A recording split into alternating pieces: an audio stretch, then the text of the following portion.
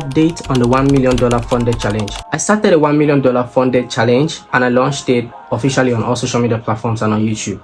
So on YouTube, I'm going to be documenting my entire journey going from $0 to $1 million in prop firm funded accounts. So how am I going to do that? I'm going to start off with a $100,000 prop firm account with Funded Next, which I've already purchased, and I've taken a few trades on them, which I'm going to replay them in this video. I launched this challenge a couple of days ago, and my goal is to reach $1 million in funded capital.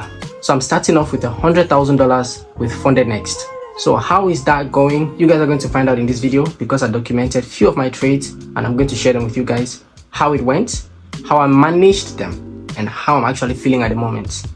Because from the name, you already know that I trade gold. Gold is the only instrument that I trade. So I'm going to be putting screenshots and video recordings of the trades in real time. But I managed to record just one of the trades. The first one, before I could even click record, my stop loss was already hit instantly. Boom.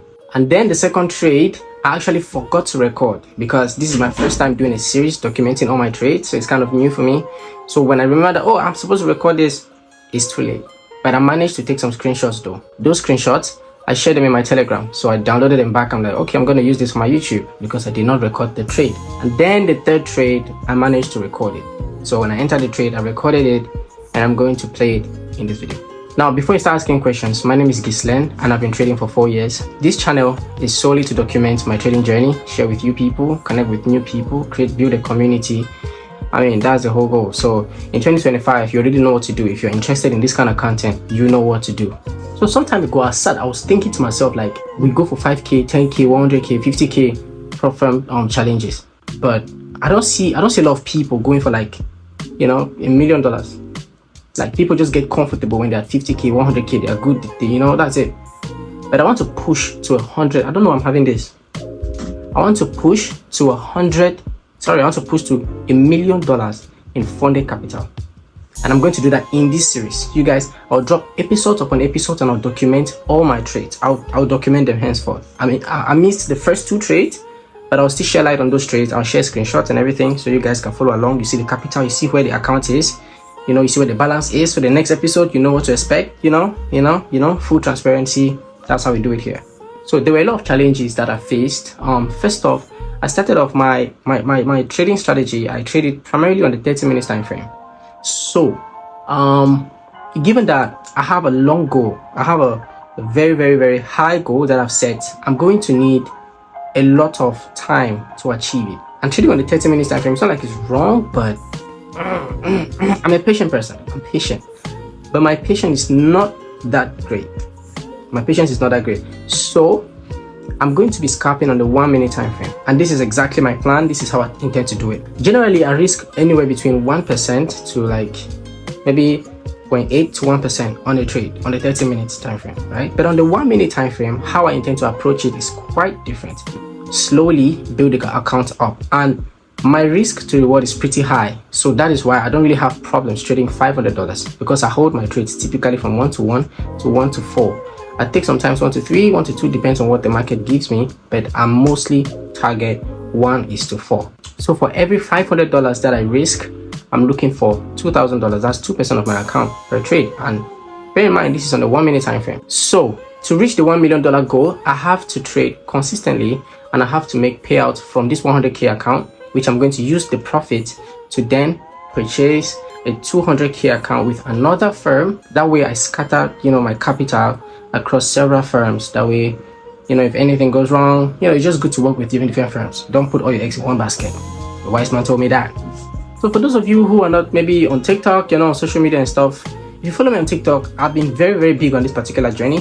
And ever since I started posting it, I've seen there's one of the biggest trading channels in Africa, Mr. Ndemaze Godlove. Shout out to you. He came on my live and he was encouraging me. He said he saw my video on TikTok. He was very impressed by, you know, the whole initiative, the whole marathon thing that I started, and he's behind me, he's rooting for me. I was super proud, I was super motivated. He jumped on my live. We were on live for like 2 whole hours and we had close to 100 viewers at some point. And then he was only giving tips, he was only giving back-to-back advices, tips, you know, strategies and everything. And I told him, thank you very much. I'm going to consider, looking into some of them, especially journaling my trades. That's something I never really do. I just like allow the software to do it itself, but I'll try to journal it that way and look at it, the broad scale of things. But then I have my strategy and I'm going to stick to it. Before I go on my screen and share the trades, screenshots, and what I was looking out for and how it played out and everything, before I go on my screen and show you guys that, I want to tell you guys something real quick. Trading sometimes can be really, really draining, especially when you have high expectations, when you have goals and targets to meet, because there's a lot on the line.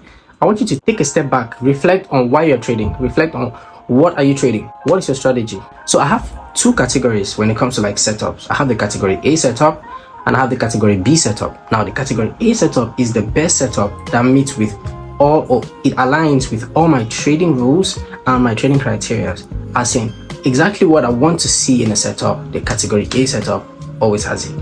Now, the category B setup, on the other hand, is the setup where maybe it meets some of the rules, but it does not really fall in line with some. But then I see a potential of it actually pushing in my direction. That's the category B setup. Now, trades like that, I tend to take smaller risk on it. All right, and that is why you see this trade here. This trade, I took this trade with $340. That's what I risked on this trade, but I managed to make 1,100. The reason is because the first trade that I took, which I did not document, the first trade that I took, like I said before I could click record, the market just boom spun out of control, hit my stop loss. I was out and I did not record it because I was out. So that first trade, I put, how much did I risk on that trade? I risked $1,000, but I managed to get out with partial profits. I took I managed to manage my risk. When it pushed up, I was patient, it dropped a little, I closed it, and the market eventually continued pushing in the opposite direction, which I was glad that I reduced my risk. That's one thing. How to manage your risk in the market is very, very, very, very important. As you can see, I use a very, very big stop loss on my trades because I want to make sure that there's enough real estate for price to breathe. There's enough space. And again, on the 1 minute time frame, which I'm trading on currently, because why not? I like the 1 minute because I like the volatile movement. I just like it. I like it. I like savage market conditions. So the spread on the 1 minute is very, very wide on gold. So when I put my stops, I like to put my stops way, way up. That way the spreads come. There's a certain point where the candlestick should not pass. If it passes that point, I know that trade is invalidated. I close immediately. So if there's a $100 threshold, $1,000 threshold in my stop loss, if the price is pushing already like $750, I know I'm out. Because why? There's a level that I'm looking at with my eyes and I know that price should not go above this level. When price reaches there, I'm closing out. So that's how I manage my trades typically.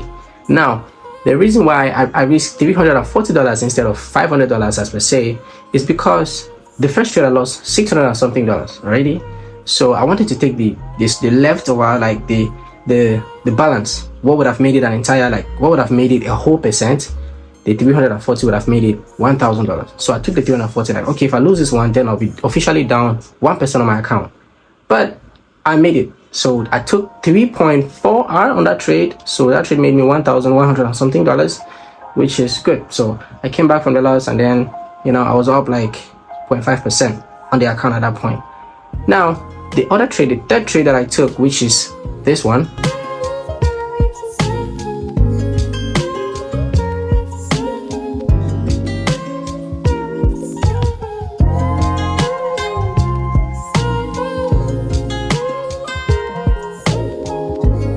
As you can see, the trade actually pushed a little in profit. It pushed like close to 1 to 1R and then eventually pushed up, consolidated a little. I was expecting price to actually drop after the build up, but it's the 1 minute time frame, very, very unpredictable. It did what it did and I don't hate it for that. So I'm pretty cool, I'm chill. That didn't bother me at all because I risked $500 on that trade. Now, instead of if you look at my P&L, you see that it's 370 something, like close to $400. That's me, do my thing. My stop was up once again. So when price got to the point where I knew price should not get there, price should not be there. When price got there, it dropped a little and then I closed. So I closed it at, my account is currently at break even, and then I will be looking forward to, episode 2 and see what other trades I take, how they play out. I'll share with you guys. So if you're not subscribed, you know what to do. That way when I drop, you're following along.